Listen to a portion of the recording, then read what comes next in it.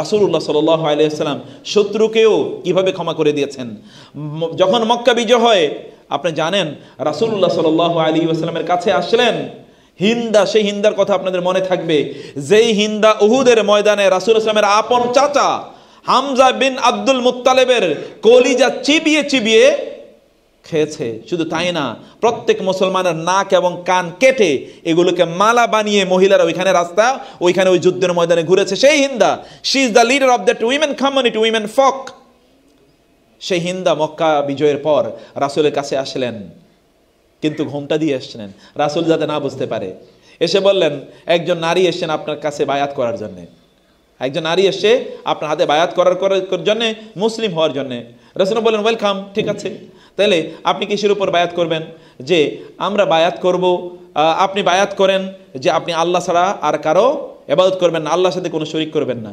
হিন্দা তো খুবই ইন্টেলিজেন্ট, এমন ইন্টেলিজেন্ট নারী, ওই রকম নারী পাওয়া খুব এরকম ভার, এরকম নারী।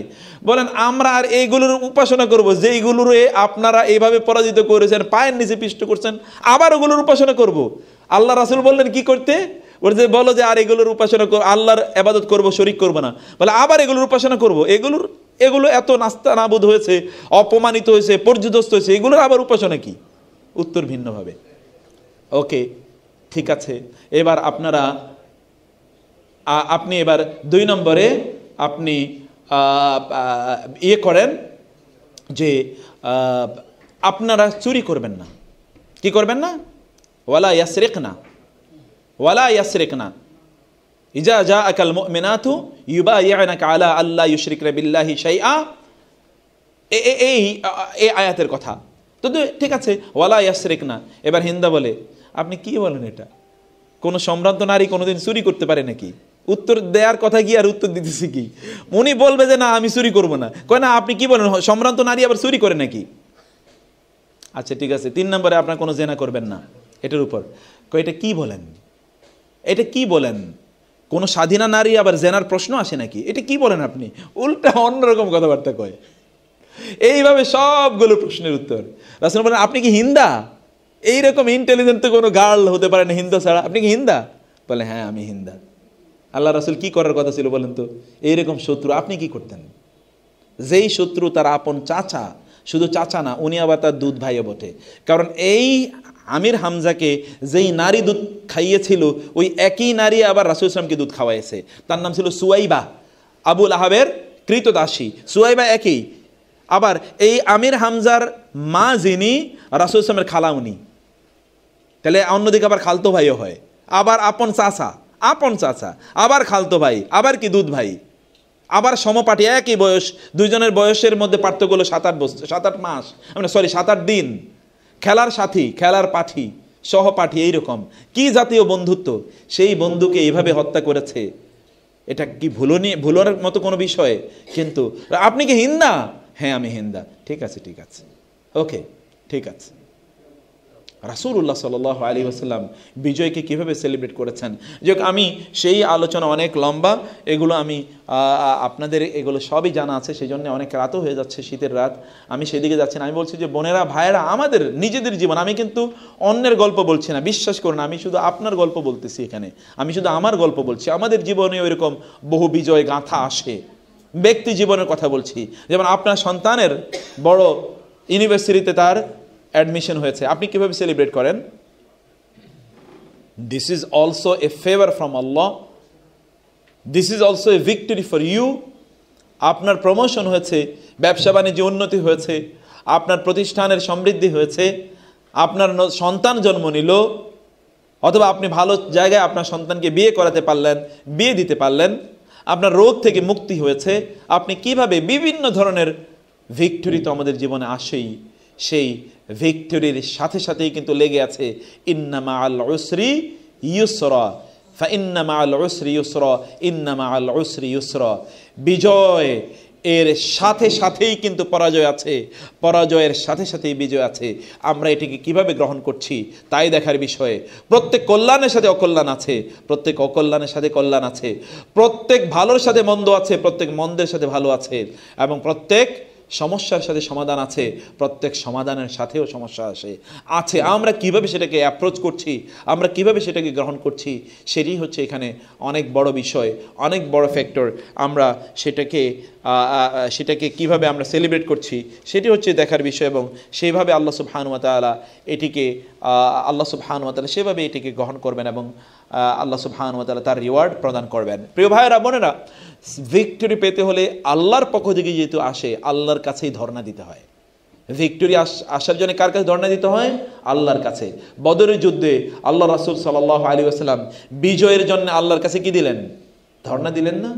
বিজয়ের জন্য যখন তিনি আল্লাহর কাছে ধর্ণা দিলেন, ইস্তাস্তাগীসুনা রাব্বাকুম ফাস্তাজাবা লাকুম আন্নী মুমিদ্দুকুম বিআলফিন মিনাল মালাইকাতি মুরদিফিন বিখামসাতি মিনাল মালাইকাতি মুনজিলিন বিসালাসাতি মিনাল মালাইকাতি মুরদাফিন। বিভিন্ন বর্ণনায় আল্লাহ সুবহানাহু বললেন, যখন তোমরা আল্লাহর কাছে সাহায্য চাইলে, আল্লাহ তখন তোমাদেরকে সাহায্যের ঘোষণা দিলেন যে আমি আসমান থেকে 1000, 3000 অথবা 5000 ফেরেশতা দিয়ে তোমাদেরকে সাহায্য করব। আপনি চায়াই দেখেন না আল্লাহর কাছে ভিক্টরি, বিজয়ের জন্য আল্লাহর কাছে আপনি চায়াই দেখেন না আল্লাহ সুবহানাহু ওয়া তাআলা কিভাবে বিজয় প্রদান করেন। আপনার যদি প্রমোশন আটকে থাকে তাহলে আল্লাহর কাছে চান না, হতাশ হবেন কেন? উঠে দাঁড়ান, সেজদা করুন, সেজদার মধ্যে সকল সমাধান রয়েছে। আপনার এই কপালটা মাটিতে লাগানোই রিয়েল চ্যালেঞ্জ। কপালটা মাটিতে লাগিয়েই দেখেন আপনার সমাধান। এই কপাল মাটিতে লাগলেই সমাধান হয়ে যায়। ফাসজুদ ওয়াকতারিব, সেজদা করো, আল্লাহর নৈকট্য লাভ করো, এবং এর মাধ্যমে তোমার সকল সমাধান তুমি অর্জন করো। সমাধান তো কপাল এবং মাটির সাথে, অন্য কোথাও নাই। সেইভাবে আল্লাহ সুবহানাহু ওয়া তাআলা চান সব, for every problem the solution is your sajda. Your sajda can bring all the solutions to all the problems. সকল সমস্যার সমাধান করে দিতে পারে একটা সেজদা। একটা সেজদা আল্লাহর কাছে এতটা দামি। সেই জন্যে আল্লাহর কাছে চাইতে হবে। আল্লাহ সুবহানাহু ওয়া তাআলা ভিক্টরি দেয়ার মালিক, ও আল্লাহ সুবহানাহু ওয়া তাআলা বিজয় দেয়ার মালিক, আল্লাহ সুবহানাহু ওয়া তাআলা সফলতা দেয়ার মালিক। সেই জন্যে আল্লাহ সুবহানাহু ওয়া তাআলার কাছে চাইলে, যেই আল্লাহ সুবহানাহু ওয়া তাআলা, আমি একবার কোরআনের একটা আয়াতের তাফসির পড়ছিলাম, আম্মান ইউজিবুল মুত্তাররা ইযা দাআহু ওয়া ইয়াকশিফুস সূ ওয়া ইয়াজআলুকুম খুলাফাআল আরদ আইলাহুম মা'আল্লাহ কালিলাম মা তু'মিনুন। এই আয়াতের ব্যাখ্যায় আমি পড়ছিলাম যে তাবিঈদের যুগে কোনো একজন ব্যক্তি, তিনি যাচ্ছিলেন মক্কার উদ্দেশ্যে, মরুভূমি দিয়ে যাচ্ছিলেন, মরুদস্যুরা তাকে আক্রমণ করলো। মরুদস্যু আক্রমণ করে তার সব কিছু নিয়ে যাচ্ছে, এবং মরুদস্যুরা আক্রমণ করে মানুষকে হত্যাও করে ফেলে। এখন তাকে হত্যা করবে, বলে যে তোমাকে আমি হত্যা করব। কেন হত্যা করবে? সব তো নিয়ে গেলে। তুমি কে হত্যা যদি না করি, তাহলে অন্য লোকেরা আসলে তাদেরকে বলে দেবে এই দিক দিয়ে ডাকাত গিয়েছিল, অতএব আমাদেরকে খুঁজে বের করে এরপরে আমাদেরকে ধরে নিয়ে যাবে। এই চান্স আমরা রাখতে চাই না, তোমাকেও মেরে ফেলবো। বলে আচ্ছা ভাই ঠিক আছে, আমাকে মারো, 2 রাকাত সালাত পড়ার সময় দাও। সালাত থেরাপি, সালাত থেরাপি, সালাত থেরাপি বুঝেন তো? বহু থেরাপি তো জীবনে, ফিজিক্যাল থেরাপি, অমুক থেরাপি, তমুক থেরাপি, এটার নাম হলো সালাত থেরাপি। তিনি বললেন 2 রাকাত সালাত আদায় করতে আমাকে দাও। 2 রাকাত সালাত মানে 2 রাকাত নামাজ আদায় করতে দাও। তিনি নামাজে দাঁড়িয়ে গেলেন, মুখে দিয়ে ওর কোনো সূরাই আসে না। ভাই ওই লোক তলোয়ার নিয়ে দাঁড়াইছে, এই তাড়াতাড়ি শেষ করে, এখন তাড়াতাড়ি, আমার তাড়াতাড়ি লোক চলে আসবে, আমি এখানে এতক্ষণ অপেক্ষা করবো না। তার মাথার উপর কি? তলোয়ার, মাথার উপর তলোয়ার, তাকে হত্যা করবে। মুখে দিয়ে কোনো আওয়াজই আসে না। তার হঠাৎ করে মনে পড়ে গেল, আম্মান ইউজিবুল মুত্তাররা ইযা দাআহু ওয়া ইয়াকশিফুস সূ, যখন তুমি বিপদে পড়ো তখন তুমি ডাকলে কে তোমার ডাকে সাড়া দেয়? এই হলো আয়াত। তিনি আয়াতটি তেলাওয়াত করলেন, আয়াতটা তেলাওয়াত করলেন, ওই অবস্থায় তিনি আছেন। হঠাৎ করে তিনি শুনলেন ধপাস করে কি যেন একটা পড়ে গিয়েছে। দ্রুত তিনি সালাত শেষ করে তাকিয়ে দেখলেন ওই লোক যে তাকে হত্যা করার জন্য আছে, একটা তীর তার এ পার থেকে ও পারকে একেবারে বিদ্ধ করে ওকে শেষ করে দিয়েছে, ও মরে পড়ে আছে। তিনি তাকালেন, কি ব্যাপার, কে করলো, কে আমাকে এভাবে রক্ষা করলো? তাকিয়ে দেখলেন যে কেউ একজন কালো কাপড় মুখে দিয়ে, কাপড় মুখে বেঁধে সে একটা ঘোড়ায় চড়ে দ্রুত পালিয়ে যাচ্ছে। তাকে বলেন, ভাই ভাই ভাই। কে? কেন? ভাই একটাবার শুধু আপনি আমাকে, আপনার সাথে একটা কথা বলার সুযোগ দেন। আচ্ছা বলো ভাই, আপনি কে? এভাবে আসলেন, কোত্থেকে আসলেন আমাকে রক্ষা করার জন্য? বলে না, বলা যাবে না, প্লিজ আমাকে একটু বলেন, আমি তো আর কিছু জানতে চাই না, শুধু এটুকু বলেন। বলে তুমি না একটা আয়াত তেলাওয়াত করছিলে তুমি? বলে হ্যাঁ। বলো আয়াত আল্লাহ সুবহানাহু ওয়া তাআলা আরশে আজিমে পৌঁছে গিয়েছে, আমি একজন ফেরেশতা, আল্লাহ আমাকে নির্দেশ করলেন যাও ওকে রক্ষা করো।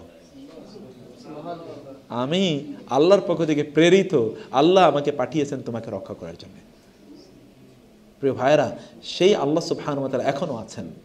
আল্লাহ সুবহানাহু ওয়া তাআলাকে আপনি যদি ডাকতে পারেন, আল্লাহ সুবহানাহু ওয়া তাআলা এভাবেই কিন্তু আপনার ডাকে সাড়া দেওয়ার যোগ্যতা রাখেন। কিন্তু আল্লাহর কাছে তো চাইতে হবে, আমাদের জন্যে আমাদের ভিক্টরি বা ইত্যাদি চাইতে হবে।